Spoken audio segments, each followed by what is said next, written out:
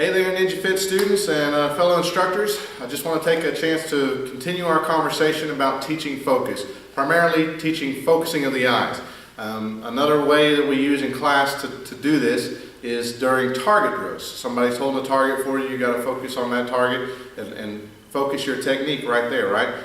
I've seen it too many times in class, and if you're a fellow instructor and been doing it for a while, you've probably seen it as well, where you got a kid who starts looking at the target, and as soon as they pick their leg up to do a kick, their eyes either go down to their foot that's pivoting on the floor or somewhere else over here to the side, and then that's usually where their body weight ends up falling or whatever, you know, they've got other issues that happen because their eyes drifted away from the target. So balance and focus and all that kind of loses it.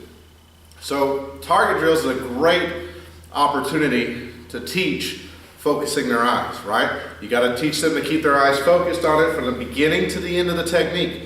You might hit that partner, you might hit your opponent, you might miss them. You might just stun them for a second, you still got to keep your eyes on them in case they're coming back for more, or you might have knocked them out. You just never know. So you got to keep your eyes on that target until the end of the technique, right?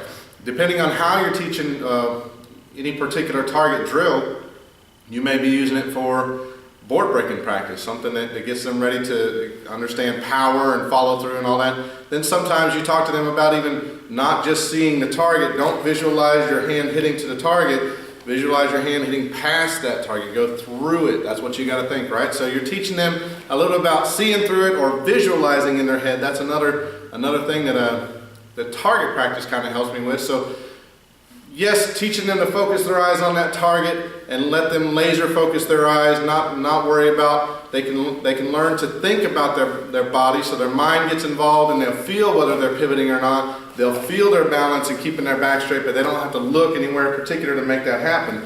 But in addition to that, teaching them to visualize what it is you want that technique to do. So am I pointing my toes on this technique because I'm thinking of it as a sparring technique, right? Or to get some extra distance on it, I'm pointing my toes? Or am I doing this for power? So am I going to pull my toes back, hit with the ball of my foot, or am I really trying to jam that kick through that target, not just to it and back, but powerful. So they need to be able to visualize the scene in their head. Okay, well if this is the target then and I'm sparring, then it's like my buddy's right there with his headgear on and all that stuff, and I'm just tapping him on his helmet when I do this kick. Or if it's a bad guy, then I'm really trying to hook kick his head off his shoulders. I want to knock that bad guy on the ground with this kick. So you got to be able to think, those couple of different things help.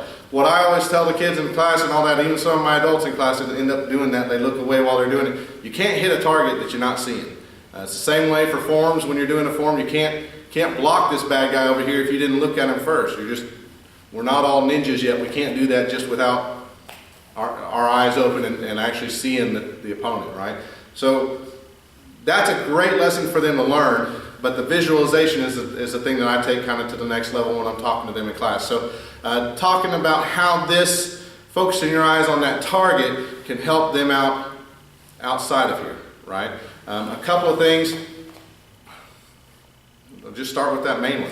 You give them that saying, you can't hit a target that you can't see. So you gotta set a goal for yourself, right? It can all go back to goal setting.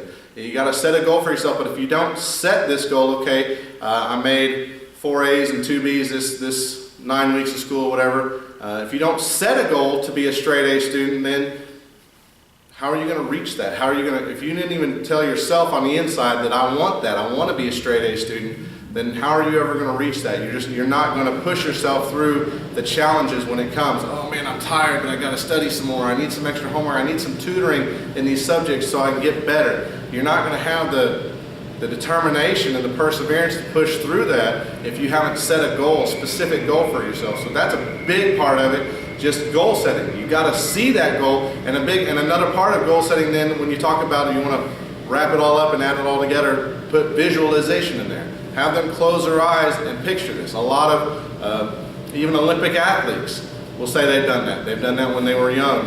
They used to picture themselves on the podium accepting that medal. They used to picture themselves in that USA or whatever country you're from. They used to picture themselves in that outfit, walking out there and doing their thing and all that, and being the best in the world. they visualize it so many times, and a lot of us, we get into it in the martial arts. We want to become instructors because we can visualize our instructor, and we want to do things just like he did it, right? I used to do my forms and sparring. I wanted to look just like my first instructor whenever I did my stuff. And still to this day, there's times where I do certain moves and I picture him real clearly in my head to see if I'm relaxing my body and doing the move the same, with the same amount of technique and power that he used to do. So visualization plays a huge part, especially in goal setting. You know, if you got a goal that you want to be a master or a grandmaster, or you want to be the best in the world at this, or the best in your city at whatever this is, then you got to set that goal for yourself, and then you got to look in your head and say, okay, what does being the best at that mean? What would that look like to me? You know, what does that mean I need to do that I'm here now? How do I get to here? What's the difference look like?